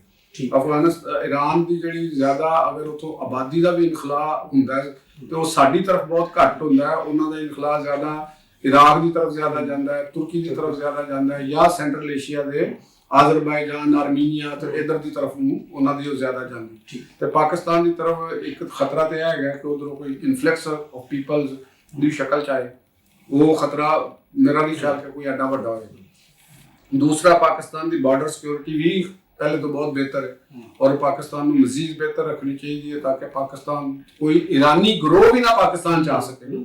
ਕੋਈ ਐਸਾ ਗਰੋਹ ਵੀ ਪਾਕਿਸਤਾਨ ਚ ਨਾ ਹੋਵੇ ਜਿਹੜਾ ਹਥਿਆਰਬੰਦ ਹੋਵੇ ਤਾਂ ਕਿ ਉਹਨਾਂ ਨੂੰ ਮੌਕਾ ਮਿਲੇ ਕਿ ਅਮਰੀਕਾ ਨੂੰ ਜਾਂ ਦੂਸਰੇ ਆ ਗਏ ਨੇ ਉਹ ਇੱਥੇ ਅਸੀਂ ਪਾਕਿਸਤਾਨ ਨੂੰ ਕਤਨ ਇਸ ਚੀਜ਼ ਦੀ ਇਜਾਜ਼ਤ ਨਹੀਂ ਦੇਣੀ ਕਿ ਇੱਥੇ ਆ ਕੇ ਕੋਈ ਸਟੇਸ਼ਨ ਕਰੇ ਤੇ ਇੱਥੇ ਪਾਕਿਸਤਾਨ ਦੀ ਸਰਜ਼ਮੀਨ ਨੂੰ ਕਿਸੇ ਤਰੀਕੇ ਦੇ ਨਾਲ ਉਹ ਇਹੋ ਜਿਹਾ ਤਾਸਰ ਪੈਦਾ ਹੋਣ ਤੇ ਕਰੇ ਤੇ ਬਾਹਰ ਕਰੇ ਕਿਉਂਕਿ ਪਾਕਿਸਤਾਨੀ ਦੁਸ਼ਮਣ ਇੱਕ ਤਾਸਰ ਪੈਦਾ ਕਰਨ ਦੀ ਕੋਸ਼ਿਸ਼ ਕਰਨਗੇ। ਜਿਵੇਂ ਉਹ ਮੈਂ ਤੁਹਾਨੂੰ ਇੱਕ ਵਾਰਨ ਕੀਤਾ ਕਿ ਮੈਨੂੰ ਜਿਹੜਾ ਲੱਗਦਾ ਹੈ ਕਿ ਇੱਥੇ ਬਹਰਾਨ ਪੈਦਾ ਇਕਤਸਾਦੀ ਬਹਰਾਨ ਦੀ ਆੜ ਦੇ ਵਿੱਚ ਵੀ ਇੱਕ ਨਵਾਂ ਖੇਲ ਖੇਲਣ ਦੀ ਕੋਸ਼ਿਸ਼ ਕੀਤੀ। ਕੁਝ ਹੋ ਸਕਦਾ ਹੈ ਕਿ ਵੱਡੇ ਵੱਡੇ ਜਿਹੜੇ ਨੇ ਕਾਰਪੋਰੇਟ ਵਰਲਡ ਦੇ ਲੋਕ ਉਹ ਵੀ ਸ਼ਾਮਲ ਹੋਣ ਪਾਕਿਸਤਾਨ ਦੇ ਮਾਮਲਾਤ ਵਿੱਚ। ਕੁਝ ਵੱਡੇ ਜਿਹੜੇ ਹੋਲਡਿੰਗ ਕਰਨ ਵਾਲੇ ਲੋਕ ਨੇ ਗਰੁੱਪ ਨੇ ਉਹ ਮੁਨਾਫੇ ਦੇ ਲਾਲਚ ਵਿੱਚ ਸ਼ਾਮਲ ਹੋਣ ਕਿ ਜੀ ਅਸੀਂ ਮੁਨਾਫਾ ਕਮਾ ਲਈਏ। ਤੇ ਇਹ ਫਿਰ ਜਦੋਂ ਚੇਨ ਚੱਲਦੀ ਹੈ ਤੇ ਫਿਰ ਇੱਕ ਛੋਟਾ ਜਿਹਾ ਪੈਟਰੋਲ ਪੰਪ ਵਾਲਾ ਵੀ ਕੋਸ਼ਿਸ਼ ਕਰਦਾ ਕਿ ਚਲੋ ਯਾਰ ਮੈਂ ਅਗਰ ਮੌਕਾ ਲੱਗਿਆ ਤੇ ਬਹਿੰਦੀ ਗੰਗਾ ਦੇ ਵਿੱਚ ਚਲੋ ਮੈਂ ਵੀ ਇਸ਼ਨਾਨ ਕਰ ਲਵਾਂ। ਹਾਂ ਵੈਸੇ ਚਾਹਣਾ ਕਿ ਲੋਕਾਂ ਨੇ ਪੈਟਰੋਲ 'ਚ ਇਨਵੈਸਟ ਕਰਨਾ ਸ਼ੁਰੂ ਕਰ ਦਿੱਤਾ। ਤੇ ਉਹ ਇਹ ਚੀਜ਼ਾਂ ਹੁੰਦੀਆਂ ਨੇ ਤੇ ਤੁਸੀਂ ਦੇਖੋ ਨਾ ਕਿ ਜਿਵੇਂ ਸੋਨੇ ਦੀਆਂ ਕੀਮਤਾਂ ਵੱਧਦੀਆਂ ਜਾ ਰਹੀਆਂ ਹੁਣ ਸੋਨੇ ਦੀ ਕੀਮਤ ਥੱਲੇ ਆ ਰਹੀ ਹੈ। ਅੱਜ ਦੀ ਖਬਰ ਤੇ ਇਹ ਇੱਕ ਜੰਗ ਦਾ ਪੀਰੀਅਡ ਹੈ, ਦੌਰ ਹੈ, ਮੁਸ਼ਕਲ ਟਾਈਮ ਹੈ। ਇਹ ਜਿਸਲੇ ਮੁੱਕ ਜਾਣਾ ਇਹ ਸਿਚੁਏਸ਼ਨ ਖਤਮ ਹੋ ਜਾਣੀ ਤੇ ਅਗਰ ਅਸੀਂ ਹੋਸ਼ਮੰਦੀ ਨਾਲ ਚੱਲਾਂਗੇ ਔਰ ਖਾਸ ਤੌਰ ਤੇ ਗਵਰਨਮੈਂਟ ਉਹਦੇ ਵਜ਼ੀਰ ਉਹਦੀ ਮਸ਼ੀਨਰੀ ਪਾਕਿਸਤਾਨ ਦੀ ਜਿਹੜੀ ਗ੍ਰਾਸ ਰੂਟ ਲੈਵਲ ਤੱਕ ਮਸ਼ੀਨ ਚੱਲਦੀ ਹੈ ਨਾ ਜਿਹੜਾ ਇੱਕ ਚਪੜਾਸੀ ਤੱਕ ਆਉਂਦੀ ਠੀਕ ਕਲਰਕ ਤੋਂ ਆਉਂਦੀ ਅਫਸਰ ਤੱਕ ਆਉਂਦੀ ਹੈ ਉਹਨਾਂ ਨੂੰ ਵੀ ਵਿਜੀਲੈਂਟ ਰਹਿਣਾ ਚਾਹੀਦਾ ਹੈ ਤੇ ਉਹਨਾਂ ਦੇ ਇਹਤਸਾਬ ਦਾ ਵੀ ਇੱਕ ਨੈਟਵਰਕ ਹੋਣਾ ਚਾਹੀਦਾ ਤਾਂ ਕਿ ਉਹ ਮਨਮਾਨੀ ਨਾ ਕਰ ਸਕਣ। ਠੀਕ ਹੈ ਜੋ ਸਾਡਾ ਵੀ ਇਹਤਸਾਬ ਜਿਹੜਾ ਨਾਲ ਚੱਲ ਰਿਹਾ ਸੀ ਬਹੁਤ ਸਖਤ ਪੁਲਿਸ ਸਾਹਿਬ ਦੀ ਕਾਲ ਆ ਰਹੀ ਹੈ ਕਿ ਭੇਜ ਲਓ। ਨਾਜ਼ਰੀਨ ਪ੍ਰੋਗਰਾਮ ਚ ਵਕਤ ਇੱਕ ਬ੍ਰੇਕ ਤੋਂ ਬਾਅਦ ਜਦੋਂ ਵਾਪਸ ਆਵਾਂਗੇ ਤੇ ਈਰਾਨ ਇਸਰਾਈਲ ਅਮਰੀਕਾ ਜੰਗ ਦੇ ਉੱਤੇ ਗੱਲ ਕਰਾਂਗੇ। ਸਾਡੇ ਨਾਲ ਜੁੜੇ ਰਹੋ।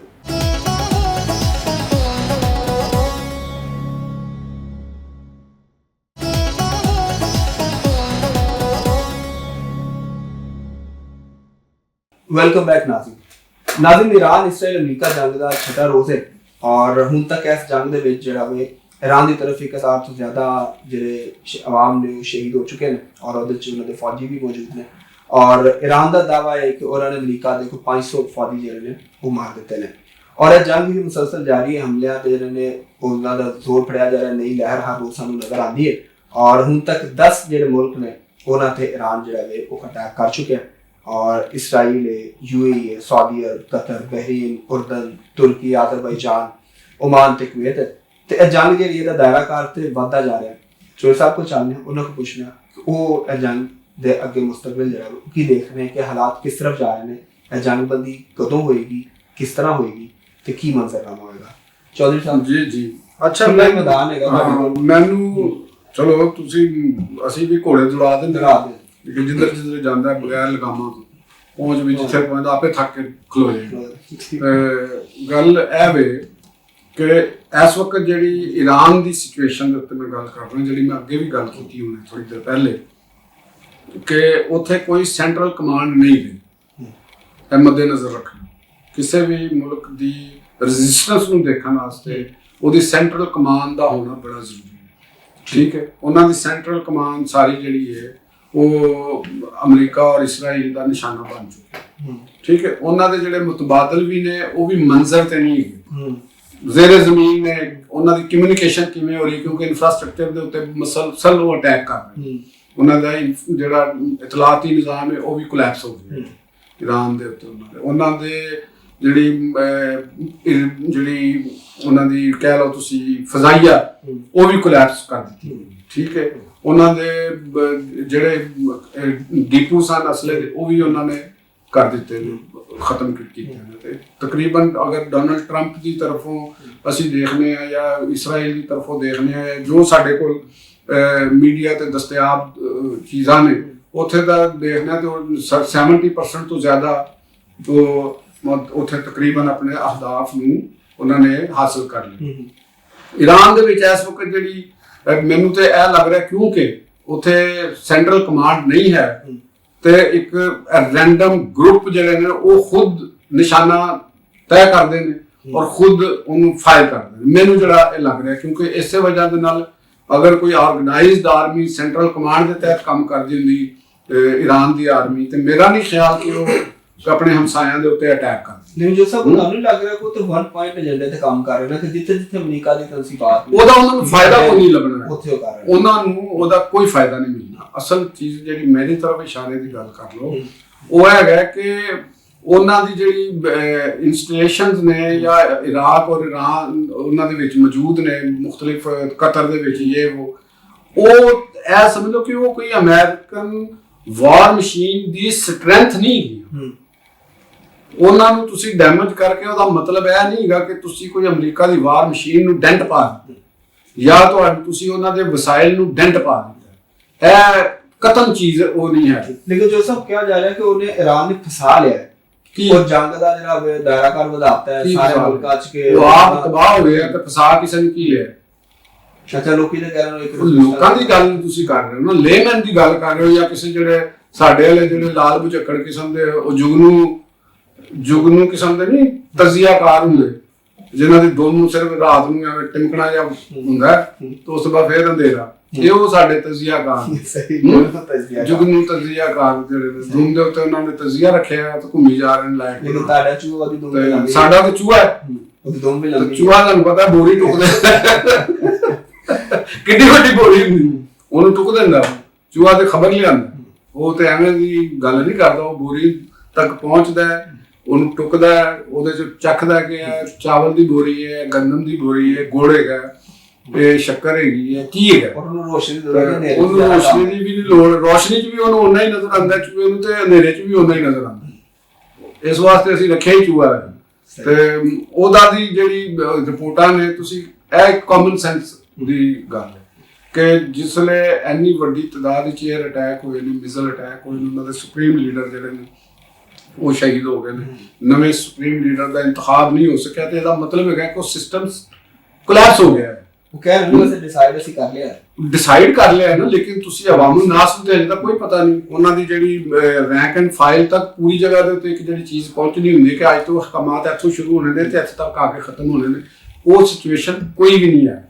ਠੀਕ ਹੈ ਨਾ, ਤੇ ਉਹ ਨਵੇਂ ਸਾਈਨ ਹੋਣੇ ਨੇ, ਨਵੀਆਂ ਦਸਖਤ ਹੋਣੇ ਨੇ, ਨਵੀਆਂ ਚੀਜ਼ਾਂ ਹੋਣੀਆਂ ਨੇ, ਫੇਰ ਹੀ ਜਾ ਕੇ ਕਿਤੇ ਹੋਣਾ, ਕੋਈ ਐਵੇਂ ਤਾਂ ਨਹੀਂ ਹੋ ਜਾਂਦੀਆਂ ਚੀਜ਼ਾਂ। ਸਕਦਾ ਕਿ ਇਸ ਚੈਲੰਜ ਦੀ ਬਾਤ ਤੋਂ ਵੀ ਡਿਸਕਲੋਜ਼ ਨਾ ਕਰੇ। ਨਹੀਂ, ਮੇਰਾ ਨਹੀਂ ਖਿਆਲ ਕਿ ਦੇਖੋ ਕਿ ਜਿਹੜਾ ਰਹਿਬਰੇ ਆਲਾ ਦਾ ਜਿਹੜਾ ਅਹੁਦਾ ਹੈ, ਮਨਸਬ ਹੈ, ਜਿੰਨੀ ਉਹਦੇ ਨਾਲ ਤਕਰੀਮ ਵਬਸਤਾ ਹੈ, ਜਿੰਨੀ ਉਹਦੇ ਨਾਲ ਤਕੱਦਸ ਵਬਸਤਾ ਹੈ, ਉਹ ਤਕੱਦਸ ਜਿਹੜਾ ਮੈਨੂੰ ਨਹੀਂ ਲੱਗਦਾ ਕਿ ਕੋਈ ਹੋਰ ਸ਼ਖਸੀਅਤ ਜਿਹੜੀ ਈਰਾਨੀ ਆਵਾਮ ਜਾਂ ਇਰਾਕ ਦੇ ਮਰਾਜਿਜ਼ ਜਿਹੜੇ ਨੇ ਉਹਨਾਂ ਦੇ ਉਲਮਾਏ ਕੁਮ ਨੇ ਜਾਂ ਉਲਮਾਏ ਨਜਫ ਨੇ ਜਿਹੜੇ ਉਹ ਬਤੌਰੇ ਵਲਾਇਤ ਫਕੀਹ ਦੇ ਹਵਾਲੇ ਦੇ ਨਾਲ ਕਿਸੇ ਨੂੰ ਅਸੈਪਟੈਂਸ ਦੇ ਲੈਣਗੇ। ਠੀਕ ਹੈ ਨਾ, ਆਪਣੇ ਤੌਰ ਤੇ ਹੋ ਜਾਏਗਾ, ਲੇਕਿਨ ਇਹ ਕੋਈ it's not N easy task. ਦੇਖੋ ਇਹ ਕੋਈ ਸਿਰਫ ਇੰਤਜ਼ਾਮੀ ਸਰਬਰਾਹੀ ਤੇ ਨਹੀਂ ਨਾ, ਇੰਤਜ਼ਾਮੀ ਉਹਦੇ ਨਾਲ ਕੁਝ ਹੋਰ ਚੀਜ਼ਾਂ ਵੀ ਅਕਾਇਦ ਵੀ ਜੁੜੇ ਨੇ, ਉਹ ਇੱਕ ਸ਼ਖਸੀਅਤ ਦੇ ਨਾਲ ਤੇ ਚੀਜ਼ਾਂ ਹੈ ਸਨ, ਤੇ ਜ਼ਰੂਰੀ ਨਹੀਂ ਹੈਗਾ ਕਿ ਉਸ ਦੂਸਰੀ ਸ਼ਖਸੀਅਤ ਦੇ ਨਾਲ ਬਾਕੀ ਸਾਰੇ ਉਸ ਤਰ੍ਹਾਂ ਇਖਤਲਾਫ ਕਰ ਇਤਫਾਕ ਕਰ ਤੇ ਜੇ ਅਗਰ ਉਹ ਇਸ ਤਰ੍ਹਾਂ ਦੀ ਸਿਚੁਏਸ਼ਨ ਨਹੀਂ ਹੁੰਦੀ ਤੇ ਇਹ ਫਿਰ ਇੰਤਖਾਬ ਜਿਹੜਾ ਹੈ ਨਾ ਉਹ ਇੱਕ ਐਨੀ ਹੇਸਟ ਦੇ ਵਿੱਚ ਬੜਾ ਮੁਸ਼ਕਲ ਹੋ ਜਾਏਗਾ। तो इस वक्त मैनू लगता है कि ईरान अमरीका दी और उन्होंने प्लैनिंग है वे कि ईरान का इंफ्रास्ट्रक्चर खत्म करता जाए।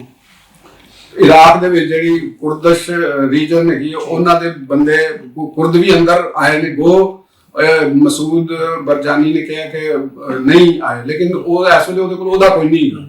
जिहड़ी कुर्दिश रीजन है वो इस वक्त वो एक अदरीस बरजानी ने ਜਿਹੜੇ ਉੱਥੋਂ ਦੇ ਇਸ ਵਕਤ ਪ੍ਰੈਜ਼ੀਡੈਂਟ ਨੇ ਤੇ ਉਹਨਾਂ ਦੇ ਕੋਲ ਉਹ ਚੀਜ਼ ਹੈ ਤੇ ਉੱਥੋਂ ਕੁਰਦ ਇੱਥੇ ਵੜ ਸਕਦੇ ਨੇ। ਕੁਝ ਇਤਲਾਤ ਹੈ ਕਿ ਉਹ ਈਰਾਨੀ ਕੁਰਦਿਸਤਾਨ ਦੀ ਪੁਰਾਣੀ ਇੱਕ ਤਹਿਰੀਕ ਤੇ ਈਰਾਨ ਨੂੰ ਉਹ ਇੱਕ ਐਸਾ ਖਿੱਤਾ ਬਣਾਉਣਾ ਚਾਹੁੰਦੇ ਨੇ ਜਿਹੜਾ ਮੁਸਲਸਲ ਅਦਮ ਇਸਤਹਿਕਾਮ ਦਾ ਸ਼ਿਕਾਰ ਰਹੇ ਔਰ ਉਹਦਾ ਇਨਫਰਾਸਟ੍ਰਕਚਰ ਟੁੱਟ ਭੱਜ ਜਾਵੇ। ਉੱਥੇ ਇੰਤਸ਼ਾਰ ਔਰ ਅਨਾਰਕੀ ਦੀ ਇੱਕ ਮੁਸਲਸਲ ਕੈਫੀਅਤ ਰਹੇ ताकि वो बतौर बिल्ड कर दे भी उन्हें एक बड़ा टाइम और वक्त लगे और इंटरनेशनल कुवतां नूं भी उत्थे अपनी सरमायाकारी दा रस्ता मिल सके ते उस वेले ही वो उत्थे कोई ग्राउंड फोर्सिस उतारनगे। मैनूं नक्शा जिहड़ा ना वो ये लग रहा जिहड़ा 1992 दे विच जिहड़ा बनिया सी इराक दे विच ते उत्थे अमेरिकन जनरल आया अमेरिकन फौजां आईयां उन्हां ने वो टेक ओवर कीता क्योंकि हुण उत्थे हुकूमती सैटअप नहीं है। फौज के जरनैल उत्थे मारे जा चुके हैं। पासदारां ने इनकलाब नूं नवें सैटअप दे विच जगह कोई नहीं मिलदी। हुण दूसरी तरफ जिन्हां नूं उत्थे देना है इकतदार देना शाह दे बेटा होवे या कोई होवे उन्हां दे कोल किसे उन्हां आर्मी कित्थों होएगी पुलिस किस तरह नूं कंट्रोल करनगे ये मेरा ख्याल अमेरिका खुद आएगा या इत्तेहादी उत्थे आणगे उत्थे कुछ सरबराही करनगे एक अबूरी सैटअप बनाणगे अबूरी सैटअप बना के फिर कोई उत्थे जिहड़ी मुकामी गवर्नमेंट दा कोई सैटअप बनेगा। ਤੇ ਇਹ ਦੇਖੋ ਕਿ ਕਿਦੋਂ ਤੱਕ ਗਰਾਊਂਡ ਫੋਰਸਿਸ ਉਤਾਰਦੇ ਨੇ। ਮੈਨੂੰ ਤੇ ਇਹ ਵੀ ਲੱਗ ਰਿਹਾ ਕਿ ਰਾਹ ਹਮਵਾਰ ਗਰਾਊਂਡ ਫੋਰਸਿਸ ਵਾਸਤੇ ਕੀਤੀ ਜਾ ਰਹੀ ਹੈ। ਜਦ ਤੱਕ ਇਹ ਜੰਗ ਜਾਰੀ ਹੈ ਉਹਨੀ ਦੇਰ ਤੱਕ ਗੈਰ ਯਕੀਨੀ ਅਹਿਮ ਔਰ ਮੁxtਲਿਫ ਗੱਲ ਤੁਸੀਂ ਕਰ ਰਹੇ ਹੋ ਔਰ ਇਹ ਯਕੀਨਨ ਜਿਹੜਾ ਵੀ ਤੇ ਗੂੜੀ ਗੱਲ ਤੇ ਲਤੀਫ ਚੌਧਰੀ ਨੇ ਕਰਨੀ ਹੈ ਕਿ ਨਹੀਂ ਕਰਨੀ? ਬਿਲਕੁਲ ਕਰ ਰਹੇ ਹਾਂ। ਸਾਡੀ ਸ਼ਾਇਦ ਗੂੜੀ ਗੱਲ ਹੁੰਦੀ ਜੇ ਤੁਸੀਂ ਨਾ ਕਰ ਰਹੇ ਹੋ ਬਸ ਤੁਹਾਨੂੰ ਆਪ ਕਹਿ ਰਹੇ ਹੋ ਸਭ ਮਜ਼ਾ ਨਹੀਂ ਆਇਆ। ਲਤੀਫ ਚੌਧਰੀ ਦੀਆਂ ਗੂੜੀਆਂ ਗੱਲਾਂ ਬਿਲਕੁਲ ਤੇ ਤੁਸੀਂ ਕੋ ਮੈਸੇਜ ਆਵਾਮ ਨੂੰ ਦਿਓ ਸਾਡੇ ਤੇ ਮੈਸੇਜ ਅੱਜ ਦਾ ਇਹੋ ਹੀ ਹੈ ਜਿਹੜਾ ਨਾ ਐਸਨ ਕਾਮਦੇ ਸਾਹਿਬ ਤੁਹਾਨੂੰ ਵੀ ਇਹੀ ਮੈਸੇਜ ਹੈ ਤੇ ਮੈਨੂੰ ਵੀ ਔਰ ਆਪਣੇ ਦੇਖਣ ਵਾਲੇ ਸੁਣਨ ਵਾਲਿਆਂ ਨੂੰ ਵੀ ਹੈਗਾ ਕਿ ਇਸ ਵਕਤ ਕਿਉਂਕਿ ਸਾਡੇ ਇਰਦ ਗਿਰਦ ਜੰਗ ਦਾ ਮਾਹੌਲ ਹੈ ਅਸੀਂ ਖੁਦ ਵੀ ਜੰਗ ਦੇ ਵਿੱਚ ਇਨਵੋਲਵ ਹਾਂ ਤੇ ਜੰਗਾਂ ਦੇ ਵਿੱਚ ਤੁਹਾਨੂੰ ਪਤਾ ਹੈ ਨਾ ਕਿ ਅਫਵਾਹਾਂ ਦਾ ਬਾਜ਼ਾਰ ਗਰਮ ਹੁੰਦਾ ਹੈ। ਗੈਰ ਯਕੀਨੀ ਸੂਰਤ ਹਾਲ ਫੈਲਾਉਣ ਵਾਲੇ ਜਿਹੜੇ ਉਹ ਵੀ ਮੈਂਡ ਕਰਾ ਰਹੇ ਹੁੰਦੇ ਨੇ ਜਗ੍ਹਾ ਜਗ੍ਹਾ ਹੁੰਦੀਆਂ ਨੇ ਤੇ ਜ਼ਖੀਰਾ ਅੰਦੋਜ਼ ਤੇ ਤਿਆਰ ਬੈਠੇ ਹੁੰਦੇ ਨੇ ਖਾਸ ਤੌਰ ਤੇ ਤਵਾਨਾਈ ਦੇ ਹਵਾਲੇ ਨਾਲ ਜਿਹੜੇ ਕੰਮ ਕਰ ਰਹੇ ਨੇ।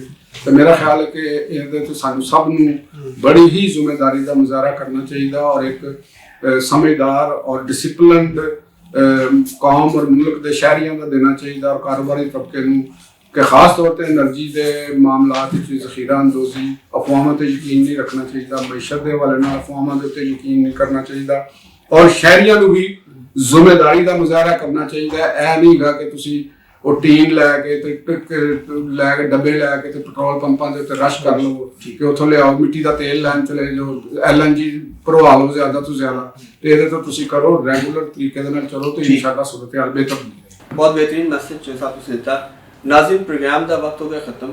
ਇਸ ਉਮੀਦ ਦੇ ਨਾਲ ਇਸ ਯਕੀਨ ਦੇ ਨਾਲ ਇਸ ਦੁਆ ਦੇ ਨਾਲ ਕਿ ਦੁਨੀਆ ਤੋਂ ਜੰਗ ਦੇ ਜਿਹੜੇ ਕਾਲੇ ਬਾਦਲ ਨੇ ਉਹ ਛੱਡ ਜਾਣਗੇ ਔਰ ਇਹ ਦੁਨੀਆ ਅਮਨ ਦਾ ਗਵਾਰਾ ਬਣੇਗੀ। ਤੁਹਾਡੇ ਕੋਲ ਜ਼ਿਆਦਾ ਚਾਹੁੰਦੇ ਹਾਂ ਕੱਲ ਹਾਜ਼ਰ ਹੋਵਾਂਗੇ ਐਸੇ ਵੇਲੇ ਤੇ ਕਰਾਂਗੇ ਗੂੜੀ ਗੱਲ ਲਤੀਫ ਚੌਧਰੀ ਦੇ